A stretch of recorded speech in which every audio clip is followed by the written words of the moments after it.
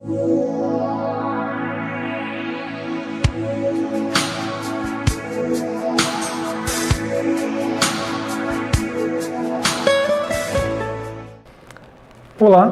bem-vindos a mais um programa Ambiente Natural, sempre com o apoio da ONG socioambientalista União Protetora do Ambiente Natural. Nossa convidada de hoje, eu conheci há bem pouco tempo, na realidade foi durante a Semana da Alimentação Orgânica de 2014, promovida pela Ecocitrus e parceiras. No dia de ontem, então, durante uma oficina dessa Semana da Alimentação Orgânica, eu conheci a Bianca Liz Vargas, que atua com cosméticos orgânicos e também com produtos de limpeza orgânicos. É um assunto bastante interessante na medida em que a gente começa a identificar consequências dos produtos cosméticos e também de limpeza que são usados com os convencionais, que nós utilizamos no nosso dia a dia, mas também o potencial que esses produtos orgânicos têm para que nós possamos contribuir com um modo de vida mais sadio. Bem-vinda, Bianca, tudo bem? Tudo bem. Bianca, para nós começarmos então a nossa conversa, o que te levou a atuar e se interessar por esses produtos orgânicos? Então, na realidade, meu interesse ele iniciou como consumidora. Eu sou uma consumidora de orgânicos, os produtos que a gente já ouve falar mais corriqueiramente, que é a alimentação, e, consequentemente, a parte de produtos de higiene pessoal, limpeza, onde se enquadram os cosméticos também. E aí até é curioso, porque a primeira reação das pessoas quando se fala em orgânicos, alimentos, né, e onde entram os cosméticos ou os materiais de higiene pessoal ou limpeza nisso. E aí é o gancho que é interessante, porque na realidade os produtos que a gente utiliza na pele são sim um alimento, né, e o próprio conceito de cosmético orgânico vem da ideia do que a gente ingere através da pele, que é o maior órgão do corpo humano, incluindo o couro cabeludo. Então hoje uma pessoa adulta se expõe em média, a mulher em torno de 130 e o homem de 60 a 80 substâncias químicas por dia, só nos produtos de higiene pessoal. Que vão desde sabonetes, shampoos, pastas de dentes, desodorantes, cremes, as mulheres maquiagem, uma criança também, um bebê, por incrível que pareça, ele também tem, nos dias de hoje, acaba se expondo, né, usando mesmo produtos... Sem ter poder de decisão? Sem poder de decisão, porque é o creme anti-assaduras, é um óleo anti-assaduras, um hidratante, um sabonete líquido, um shampoozinho, uma loçãozinha. Então, assim, as pessoas se expõem sim, e aí entra essa questão, né, do que a gente ingere, o que a gente acaba absorvendo no organismo através da pele, que é o maior órgão. E no caso dos produtos de higiene pessoal e limpeza, também não só o que a gente ingere, mas o que a gente acaba impedindo o organismo de expelir através dos produtos que a gente coloca na pele. Então, meu interesse partiu disso, né, de ser uma consumidora e uma apaixonada também pelo mundo orgânico, como eu digo, que é um mundo com toda uma dinâmica diferente de produtos mais saudáveis, de respeito ao meio ambiente, de cuidado com... Um resgate, uma relação mais harmônica. Mais harmônica. E aí, dentro disso, tu está sempre buscando o que mais tem de opções, né, até onde eu posso ir dentro desse contexto. E aí eu acabei conhecendo os cosméticos fora do Brasil, num trabalho que eu fiz... na França. Eu tive a oportunidade de introduzir lá a primeira marca de cosméticos orgânicos fabricadas no Brasil, lá no mercado francês. Então, a partir disso, eu fui tendo assim, uma intimidade maior com esse meio, e quando eu retornei a Porto Alegre, eu quis dar continuidade a isso. Uma coisa interessante aí que me chamou a atenção agora, a primeira tendência quando a gente até costumo usar como exemplos, é sempre o de fora que acaba vindo para cá. A gente diz, é tendência lá fora. Claro, também é uma tendência lá que começou muito antes lá. Até porque eles têm muito mais história do que nós. Quando o Brasil estava iniciando, eles já tinham alguns mais de 1.000, 2.000 anos de história.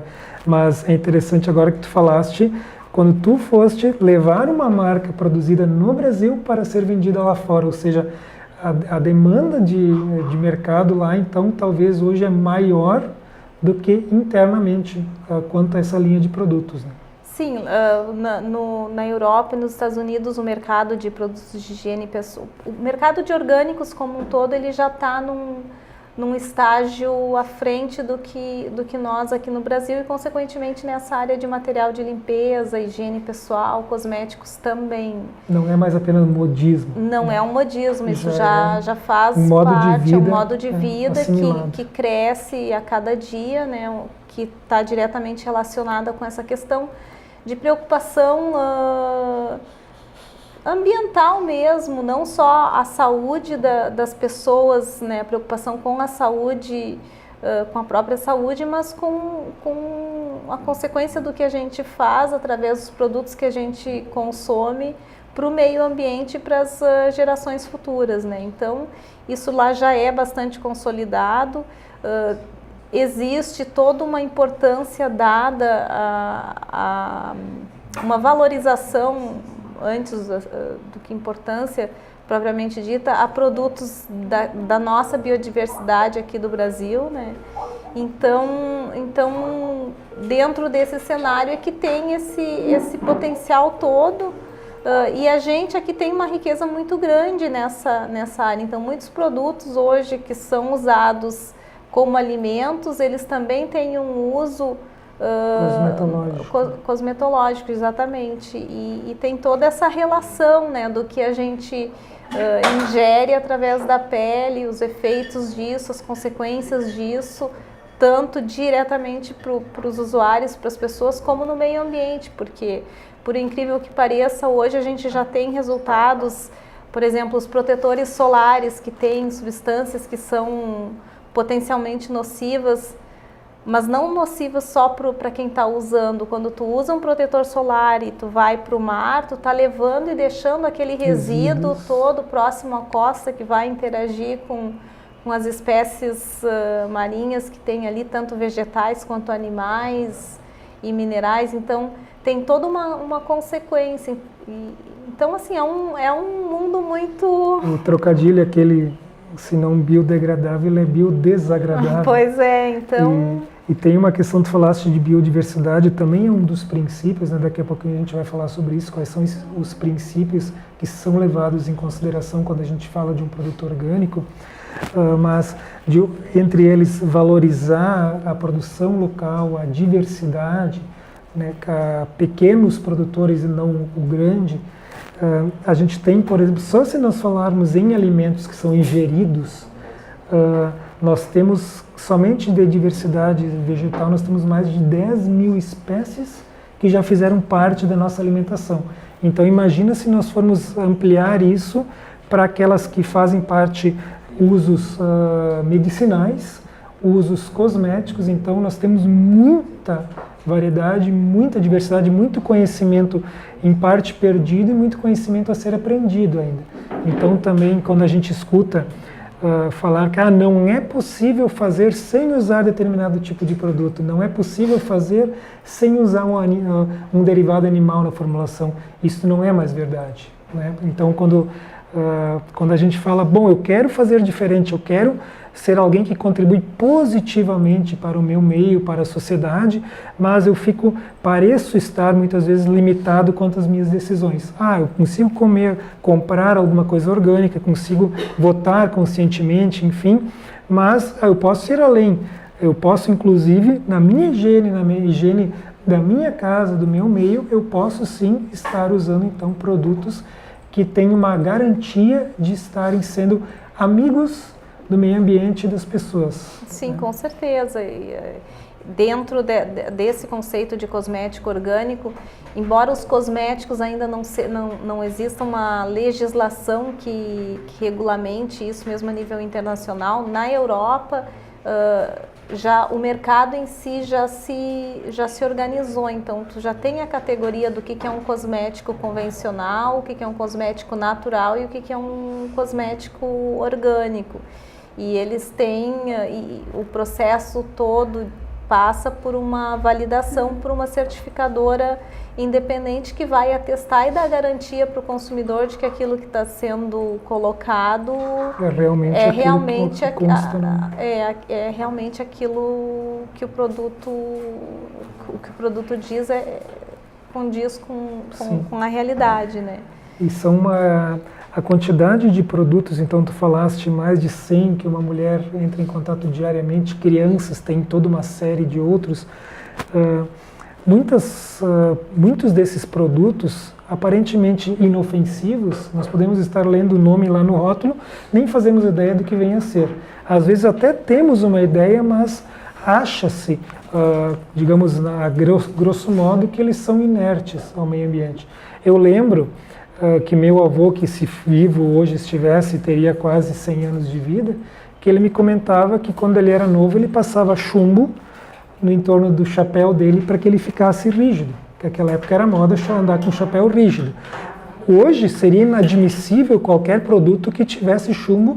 Por quê? Porque houve um advento do conhecimento científico que comprovou que os malefícios do chumbo, assim como quando a gente fala dessas várias gamas aí de produtos químicos ou subprodutos que existem nesses cosméticos ou produtos de limpeza, daqui a pouco vai se chegar à conclusão que sim, realmente eles são prejudiciais à saúde, assim como vários outros já se chegou.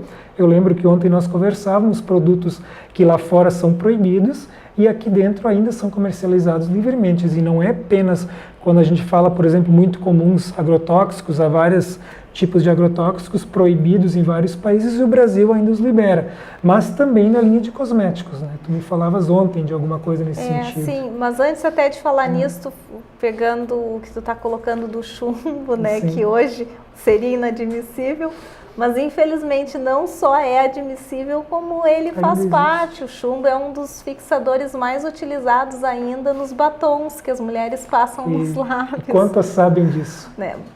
Até a questão do chumbo hoje é uma das questões que está bem divulgada, porque tem se batido muito em cima disso, mas ainda existe muitas marcas, inclusive renomadas, que utilizam o chumbo na composição dos batons, né? Então, e meu avô diria, mas como isso? Ele passava no chapéu, mas hoje ainda tem muita hoje mulher ele não passaria passando mais, nos lábios, com certeza, que é pior. Que é pior. Mas em relação assim, as substâncias na área dos cosméticos, em 2013 houve uma nova regulamentação dos cosméticos como um todo na Europa, que foi uma resolução nova que saiu, que é a REACH 2013, que justamente baniu, né, proibiu uma ampla lista de substâncias que já são consideradas nocivas, várias delas cancerígenas, outras que representam outros tipos de riscos para o sistema hormonal das pessoas. Então foi regulamentado, foi revisto, né, a regulamentação na Europa, que é consequentemente dali que saem as premissas para o restante do mundo.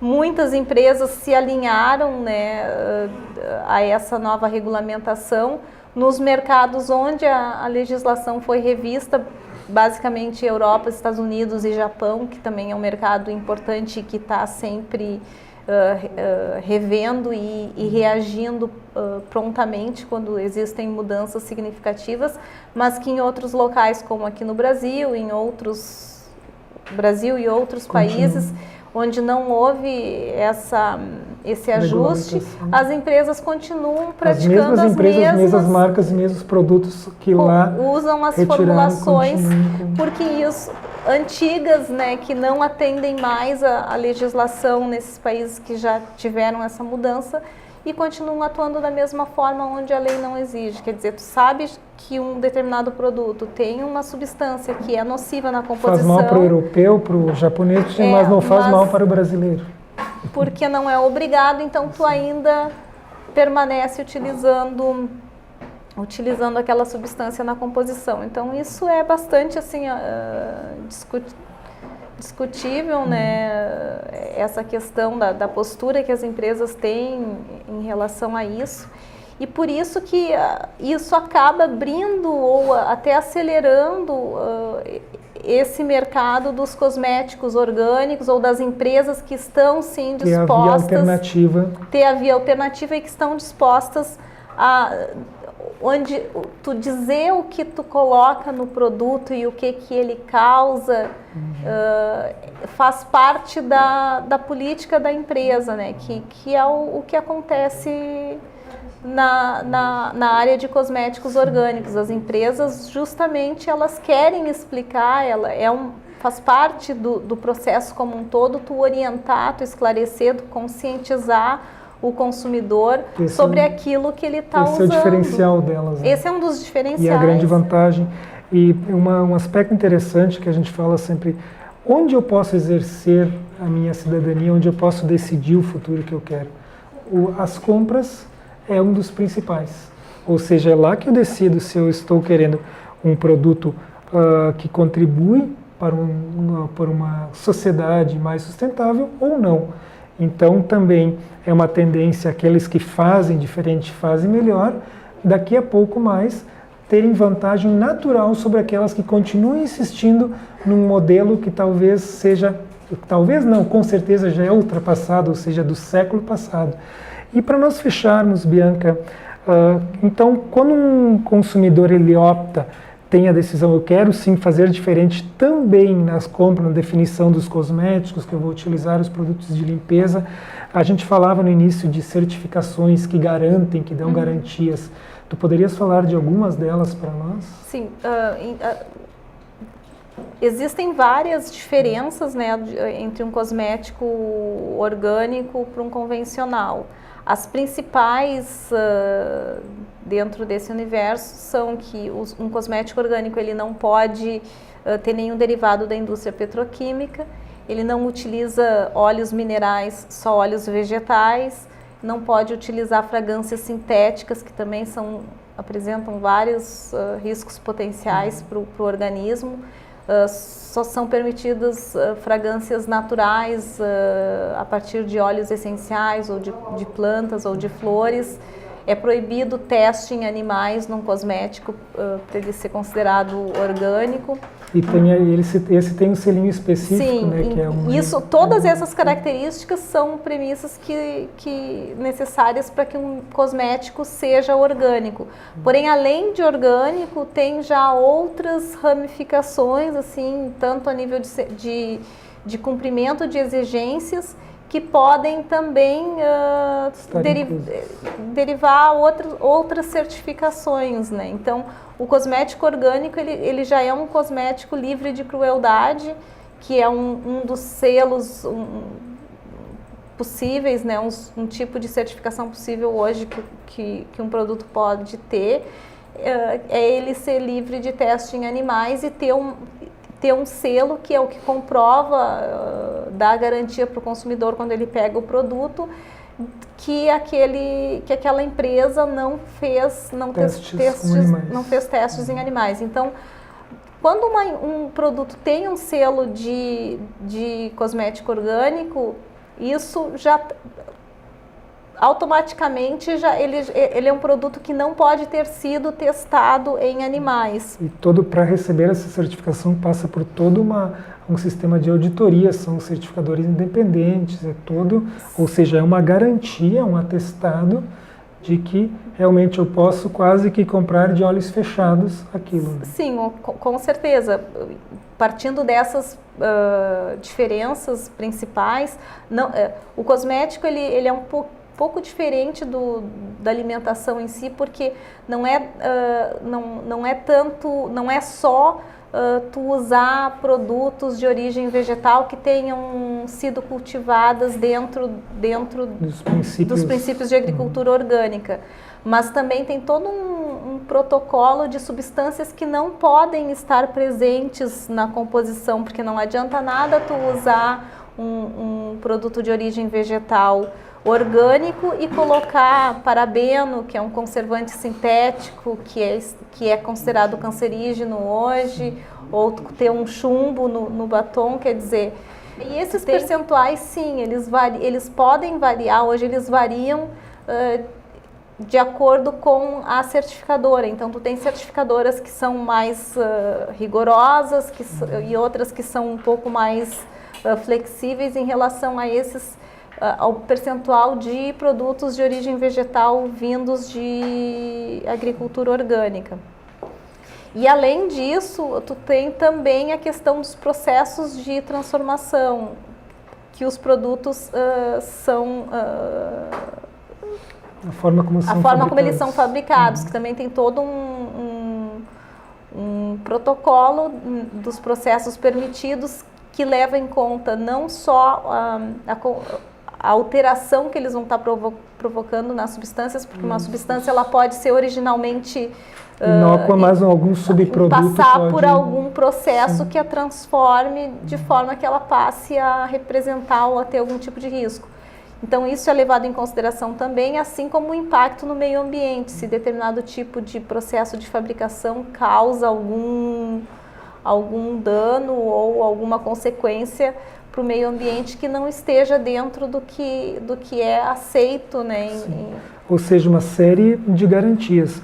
E o que me chamou a atenção, a Bianca, ela faz, eu brincava antes com ela faz um serviço de garimpagem, né, que ela, na realidade, ela vai buscar esses produtos que já existem e ela faz esse trabalho de reunir e disponibilizar para as pessoas interessadas que talvez sem o trabalho que ela desenvolve não teriam esse acesso a esses materiais.